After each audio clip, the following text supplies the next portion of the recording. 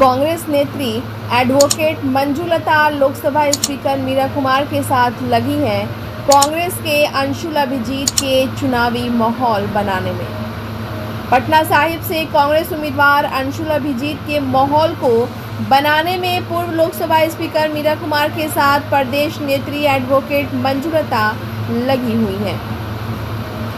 पटना साहिब के दीघा, शास्त्री नगर, भिखाचा, कच्ची तालाब के अतिरिक्त और भी दूसरे क्षेत्रों में लोगों के बीच जाकर कांग्रेस के मुहिम और उसके मैनिफेस्टो के बारे में बताते हुए कहा गया है कि मोदी सरकार इस देश के लिए हानिकारक बन चुका है, उसे हटाना बेहद ज़रूरी है, इसलिए इंडिया में इंडिया की सरकार बनाएं और मोदी सरकार को भगाएं।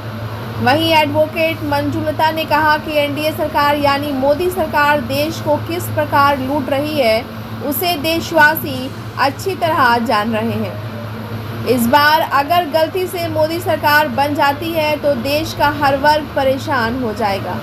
आप जानते हैं कि मोदी सरकार में किसान सड़कों पर है, नौजवान बेरोजगार हैं, लड़कियां व महिलाएं असुरक्षित हैं, व्यवसायी परेशान है, महंगाई शबाब पर है। किसी भी चीज़ों को आप खरीदने जा रहे हैं तो काफ़ी महंगे दरों पर आप सामान खरीद रहे हैं। पूरा देश जान चुका है कि मोदी सरकार एक झूठी सरकार है। मोदी ने अब तक देशवासियों से जो भी वादा किया उसे पूरा नहीं किया है। ब्यूरो रिपोर्ट, बिहार दर्शन। मीरा कुमार जिंदाबाद, महागठबंधन जिंदाबाद, अंशुल अभिजीत जिंदाबाद, अंशुल अभिजीत जिंदाबाद, मीरा कुमार जिंदाबाद, इंडिया गठबंधन जिंदाबाद, मीरा कुमार जिंदाबाद, इंडिया गठबंधन जिंदाबाद, कांग्रेस पार्टी जिंदाबाद, कांग्रेस पार्टी जिंदाबाद, इंडिया गठबंधन जिंदाबाद, मीरा कुमार जिंदाबाद, अमर रहे सुमित्रा देवी, अमर रहे। बहुत मुझे खुशी हो रही है कि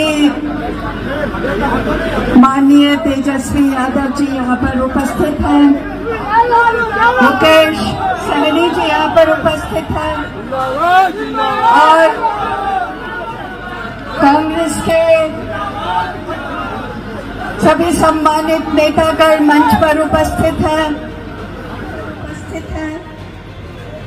और जिनके लिए हम सब उपस्थित हैं वो कांग्रेस के महागठबंधन के, इंडिया गठबंधन के प्रत्याशी पटना साहिब के डॉक्टर अंशुल अभिजीत यहाँ पर उपस्थित है।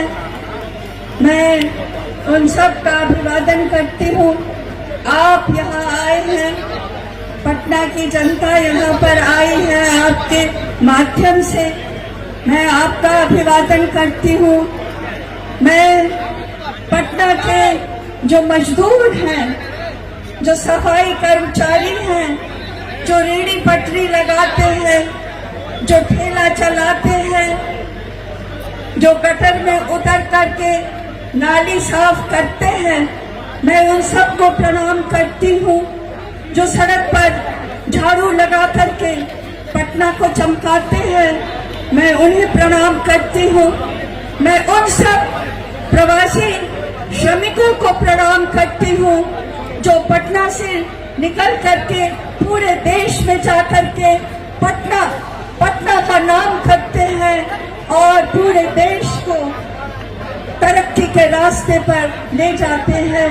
मैं पटना की ग्रामीण जनता, पटना से साहिब की, बख्तियारपुर की, फतुहा की जो ग्रामीण जनता है, जो किसान भाई हैं, जो खेतिहर भाई मजदूर हैं, हम सब यहाँ आए हैं। हम अंशुल अभिजीत यहाँ से खड़े हो रहे हैं गठबंधन के प्रत्याशी के रूप में। पटना की तकदीर बदलने की जरूरत है। पिछले 15 साल में और विशेष रूप से पिछले 10 साल में जो भी यहाँ पर आपने लोग, यहाँ के जो नेता आए बीजेपी के, उनके बहकावे में आकर यहाँ की भोली भाली जनता ने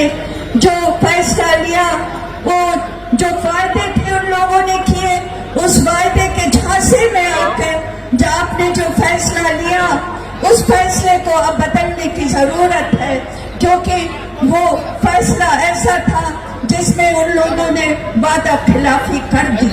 वादा खिलाफी ये कर दी कि उन्होंने कहा था 10 साल पहले, जो अभी अभी आकर के रोड शो किए हैं 2 दिन पहले, मैं तो सोचती हूँ उनको जरा भी ये एहसास नहीं हुआ कि मैंने जिन लोगों के साथ वादा खिलाफी की है, मैं उन्हीं के यहाँ जा रहा हूँ और ये चमचमाती रोशनी में और फूलों की बारिश के बीच में मैं रोड शो कर रहा हूँ। जरा भी उनको लज्जा नहीं आई कि इन लोगों के साथ मैंने वादा खिलाफी की है। मैंने कहा है कि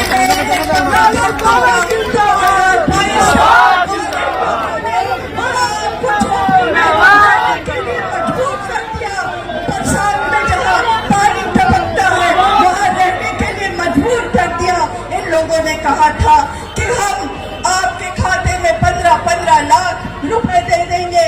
मेरे जो भाई बहन रहते हैं, जो बहुत निर्धन है, बहुत मजबूर है, उन्होंने वोट डाला आपको शर्म नहीं आई कि आप रोड शो करने आए उन लोगों के बीच में जिन लोग को आपने कहा था कि हम 15 लाख रुपए देंगे और वो अपने पिता माता का इलाज करवा सके, वो अपनी बेटी बेटा का ब्याह कर सके, वो उनकी पढ़ाई करवा सके।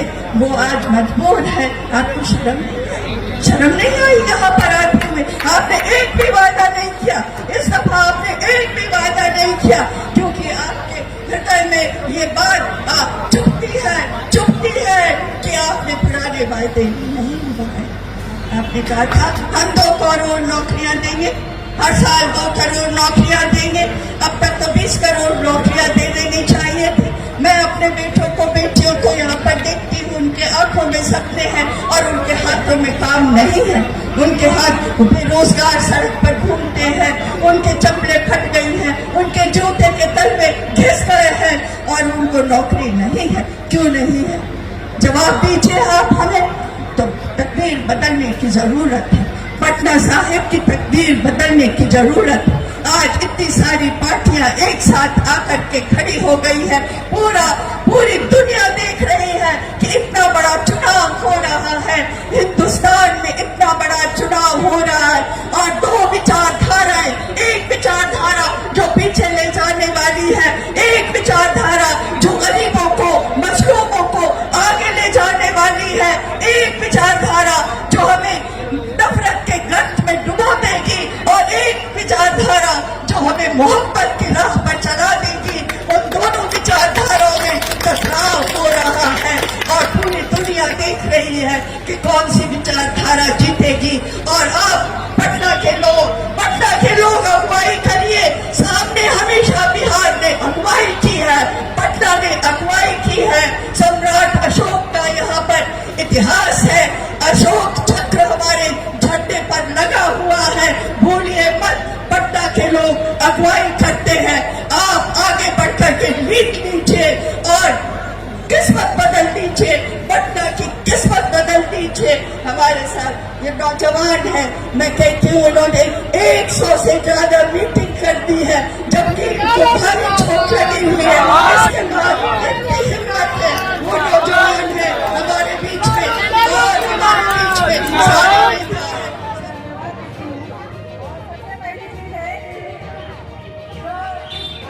बीजेपी है जो जिसका खिलता है,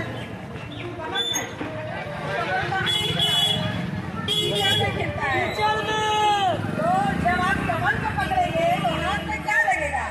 कीचड़ लगेगा। और अगर आप हाथ के पंजे में पकड़ते हैं तो क्या मिलेगा आपको? हाथ से हाथ मिलेगा, साथ मिलेगा और हाथों में कलम मिलेगी, दाल और भात मिलेगा, एजुकेशन मिलेगा, शिक्षा मिलेगा और बाल बच्चों को नौकरी मिलेगी, सारी सुख सुविधाएं मिलेगी।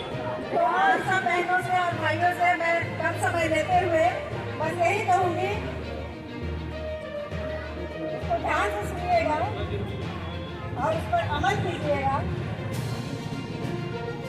चलो हो भैया बहनी लोगन, बुधवार के और हो चला हो भैया बहनी लोगन, बुधवार के और हो चला हो भैया बहनी लोगन।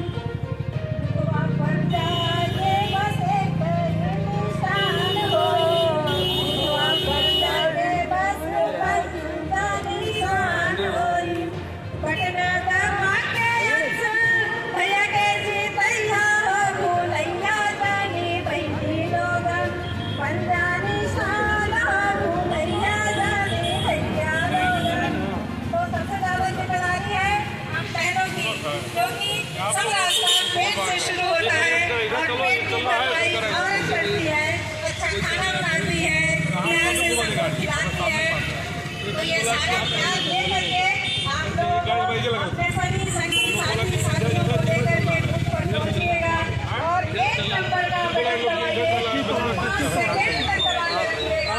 उसके बाद फिर देखिए कि क्या करामात होती है। सांसद में पहुंचाइए, सरकार को बदलिए,